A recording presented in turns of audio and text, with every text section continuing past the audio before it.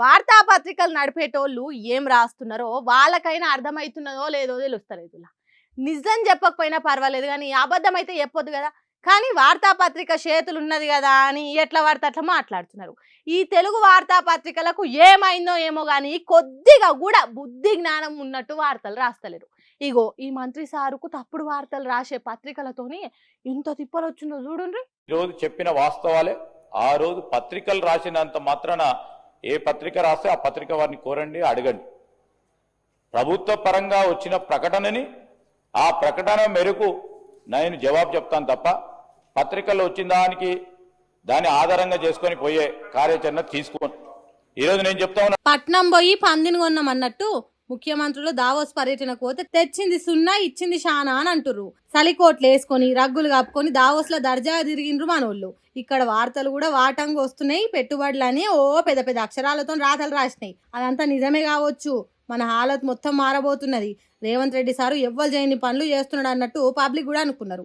అదే ముచ్చట అసెంబ్లీలో అడిగితే మంత్రి శ్రీధర్ బాబు గిసొంటి సమాధానం చెప్పిండు. లోకం కాకులు ఎన్నైనా చెప్తుంది, ఏం లేకున్నా ఉన్నది ఉన్నదని కోడై కూస్తుంది. అవన్నిటికీ సమాధానం సర్కార్ ఎందుకు చెప్తుంది? వాళ్ళని అడుగుండ్రి అన్నట్టు చేతులు ఎత్తేసిండు. మరి ఎన్ని పెట్టుబడులు వచ్చినాయో చెప్పుండ్రనంటే దానికి సమాధానం లేదు. మరి అసంటప్పుడు వచ్చే పాయ అన్నట్టు ప్రచారాలు ఎందుకు చేసిండ్రు? తెలంగాణ జనాలకు అరిచేతుల వైకుంఠం ఎందుకు చూపెట్టిండ్రు? సరే, ఎన్ని లక్షల కోట్ల పెట్టుబడులు వచ్చినాయో చెప్పకున్నా మాయే. కానీ సీఎం మంత్రులు దావోస్ లో తిరిగిన ఖర్చు మందమైన పెట్టుబడులు వచ్చినాయా? లేకుంటే గడియ రికాం లేదు, గవ్వ రాకట్లేదు అన్నట్టే అయిందా? వాళ్ళకే తెలవాలి. కాంగ్రెస్ సర్కార్ వచ్చినాక యోగి పలానా కంపెనీ తెలంగాణకు వచ్చిందని చెప్పుకునే దానికి ఏ ఒక్కటి లేదా? మరి మీరు దావోస్ లో తిరిగిన దానికి ఫలితం ఏమున్నది సారు? వార్తలు రాసిన ప్రతి ఒక్కరైనా అడుగుండ్రి అని తప్పించుకునే మాటలు మాట్లాడితే ఎట్లా సారు? మీరు చెప్పకున్నా వార్తాపత్రికలే రాసినాయా? వార్తలు రాసేటోళ్ళని కూడా తప్పు పట్టినట్టు మాట్లాడితే ఎట్లా సారు అని అంటురట. కాంగ్రెస్ సర్కార్ చెప్పిన వార్తలు రాసిన జర్నలిస్టులు ఏందో ఏమో పోన్రి. గ్యాస్ కొడుతున్నదని చాలా హోటళ్ళు టిఫిన్లు భోజనాల రేట్లు పెంచిండ్రు. తింటే తినూరి లేకుంటే లేదు అన్నట్టు బోర్డులు పెట్టిండ్రు. ఇక కొన్ని హోటళ్ళు గ్యాస్ లేక పని చేసేటోళ్ళను ఇంటికి పంపించి హోటల్ మూసేసిండ్రు.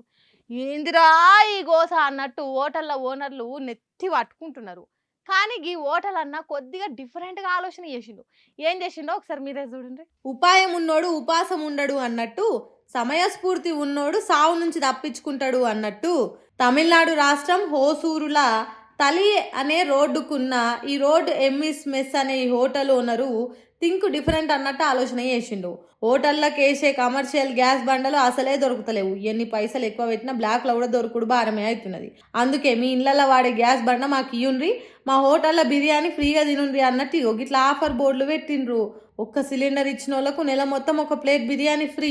అదే 2 సిలిండర్లు ఇస్తే 2 ప్లేట్లు ఫ్రీ అని ఈ హోటల్ ముంగట ఈ బోర్డులు తలిగిచ్చిండ్రట. అబ్బా, ఆశ దోశ అప్పడం వడ బిర్యానీ కోసం గ్యాస్ బండి ఇచ్చే రోజులేనా ఇవి? ఇంతటి కష్టకాలంలో కస్టమర్లు గ్యాస్ ఇవ్వాలని ఆలోచన చేస్తారా? అస్సలు చేయరు అని మనం అనుకుంటాం. కానీ ఉత్త 15 రోజులలోనే 6 సిలిండర్లు వచ్చి ఇచ్చిండ్రట.